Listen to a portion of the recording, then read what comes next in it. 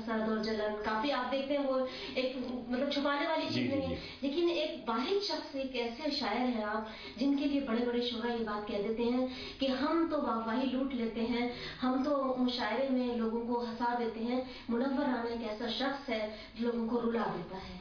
اور یہ حقیقت ہے.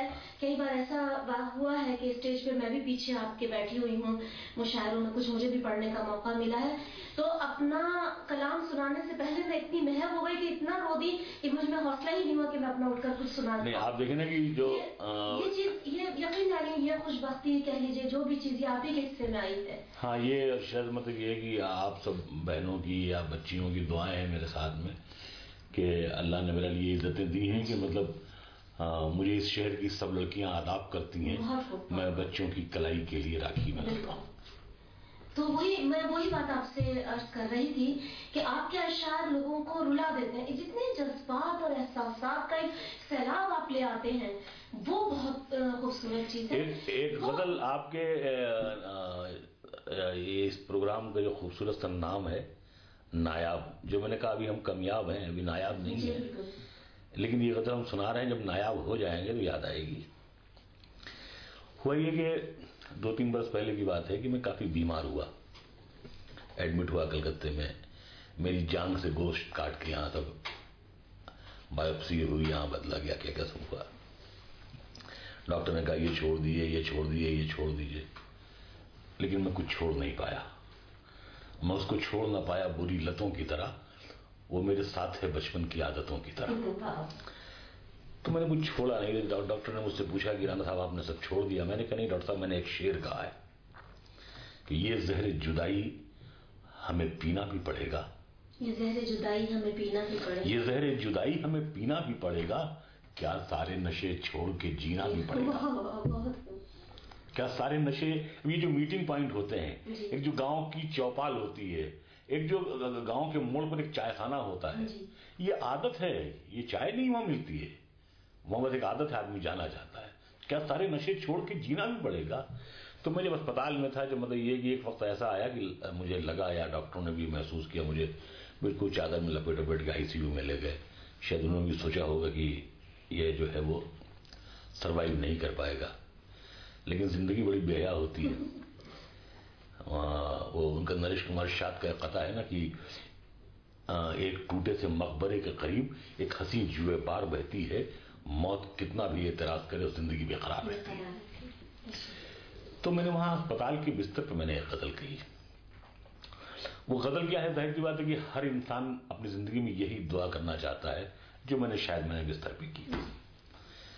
اس کا مطلب یہ ہے کہ مولا یہ تمنا ہے کہ جب جان سے جاؤں، مولا یہ تمنا ہے کہ جب جان سے جاؤں، مولا یہ تمنا ہے کہ جب جان سے جاؤں، جس شان سے آیا ہوں اسی شان سے جاؤں. مولا یہ تمنا ہے کہ جب جان سے جاؤں، جس شان سے آیا ہوں اسی شان سے جاؤں.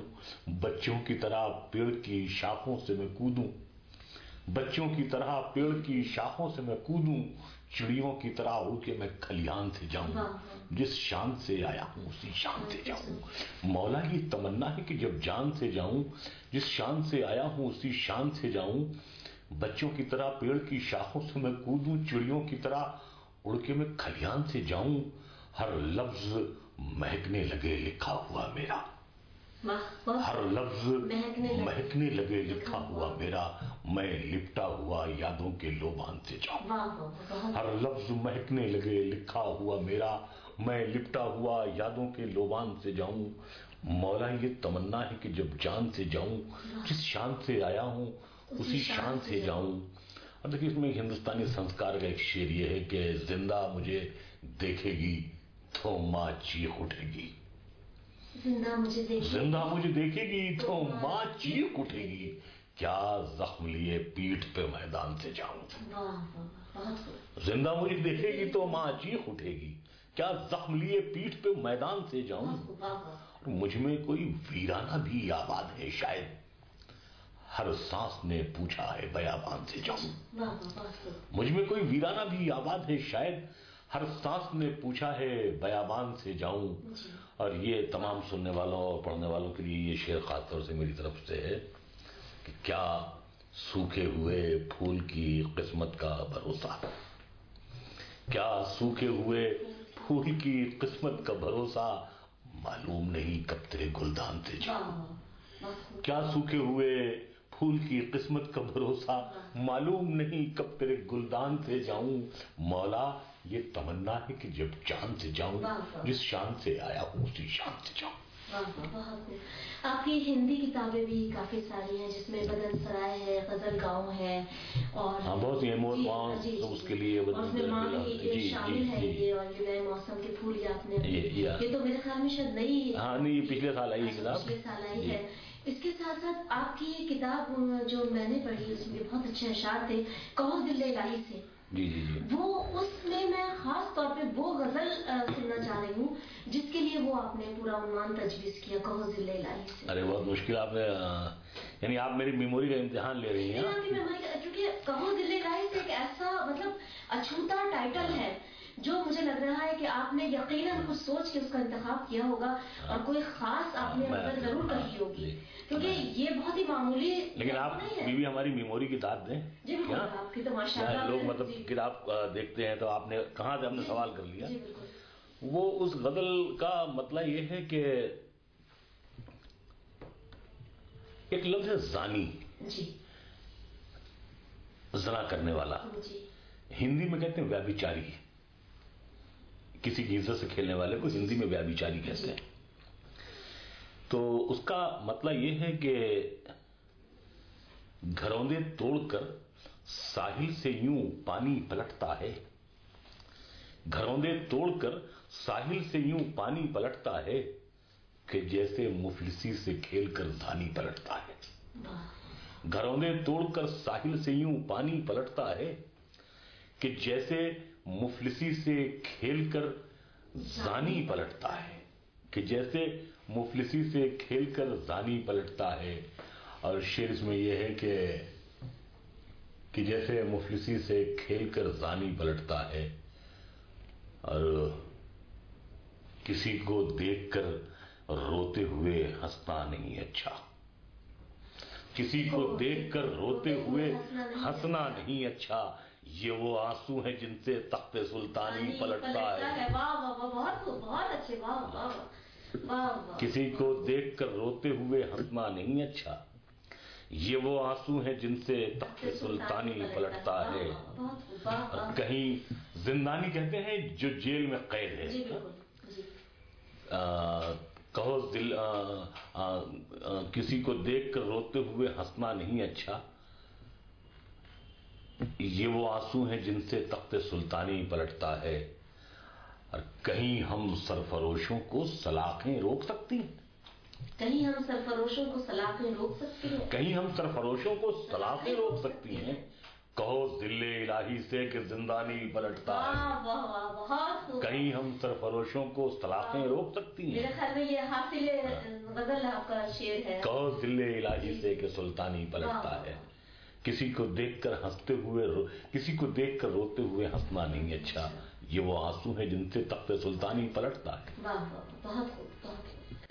تو یہ جو آپ کا سفر ہے یہ جہاں سے شروع ہوا ہے اب تو ماشاءاللہ آپ خدا کا کرم ہے کہ باہر کے ممالک میں بھی جاتے ہیں. اور باہر کے ممالک میں جانا کوئی عزت کی بات نہیں ہے، یہاں سے گھوڑے بھی بھیجے جاتے ہیں، مالک بھی بھیجے جاتے ہیں. نہیں، میرے کہنے کا مقصد یہ ہے کہ لیکن آپ سے پہلے آپ کی شہرت وہاں پہنچ جاتی ہے.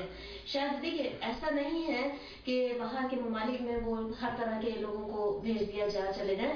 شہرت تو اسی کو ملتی ہے جو اس کا اصل حقدار ہوتا ہے. تو ماشاءاللہ آپ کی کافی شہرت ہے اور دور دور سے لوگ. نہیں ہم اس پہ اختلاف کریں گے. دیکھیے ویسے معاف کیجیے گا، میں نے آپ کی قطع کلامی معاف، میں نے آپ کا بلاگ بھی پڑھا ہے، میں نے آپ کی سائٹس بھی دیکھی ہیں، میں باہر کی جو آپ کے نام کے ساتھ مختلف لوگوں کے جو تاثرات ہیں ان سے بھی میں کافی حد تک واقف ہوں، میں نے پڑھے ہیں. تو وہ میں دیکھ رہی ہوں کہ منور رانا جو نام ہے اس میں لوگوں کے احساسات، جذبات، خیالات، تاثرات اس قدر مطلب پیوست ہے. باہر کے سلسلے میں ایک واقعہ ابھی بھی میں بتاؤں آپ کو. ایک سم فرحت صاحبہ ہیں، آئی تھنک وہ وہاں رہتی ہیں سڈنی میں، آسٹریلیا میں. ایک بار انہوں نے ہم کو مشاعرے میں بلایا تھا. تو عموماً میں باہر کے مشاعروں سے میں بھاگتا ہوں. میں سوچتا ہوں اگر باہر کے مشاعروں میں جانے سے کوئی شخص بڑا ہو سکتا ہے تو غالب و میر بہت چھوٹے شاعر رہے ہوں گے. تو بیچارے کبھی اپنے غالب تو بیچارے ان کا تو بیچاروں کا پاسپورٹ بھی نہیں رہا ہوگا. تو انہوں نے فرحت صاحبہ نے مجھے وہاں بلایا. مجھے آسٹریلین ایمبیسی جانا تھا, میں گیا ہی نہیں. بہرحال تو جب انہوں نے بہت عاجز آ کے فون کیا, کہنے لگے منور بھائی سب یہاں اناؤنس ہو گیا اور ایسا ایسا آپ کا آنا بہت ضروری ہے. تو میں نے کہا دیکھیے بی بی میں آ نہیں سکتا ہوں. انہوں نے پوچھا بھائی کیوں؟ میں نے کہا ایسا ہے بی بی کہ میں نے یہ سوچا کہ جس ملک کے پرندے ہمارے یہاں دانا ڈھونڈنے آتے ہوں, مجھے اس ملک میں روزی ڈھونڈنے کے لیے نہیں جانا چاہیے. تو مطلب یہ ہے کہ مجھے مطلب یہ ہے کہ ضرورت روز ہجرت کے لیے آواز دیتی ہے, محبت چھوڑ کر ہندوستان جانے نہیں دیتی. لیکن آپ کا یہ بالکل آپ نے جو مجھے ایک کلو دے دیا, ایک سمجھ لیجیے ایک اشارہ دے دیا, جو میں کہنا چاہتی تھی وہ آپ کا مہاجر نامہ پہ میں آہستہ آہستہ آپ کو لے کر آ رہی تھی.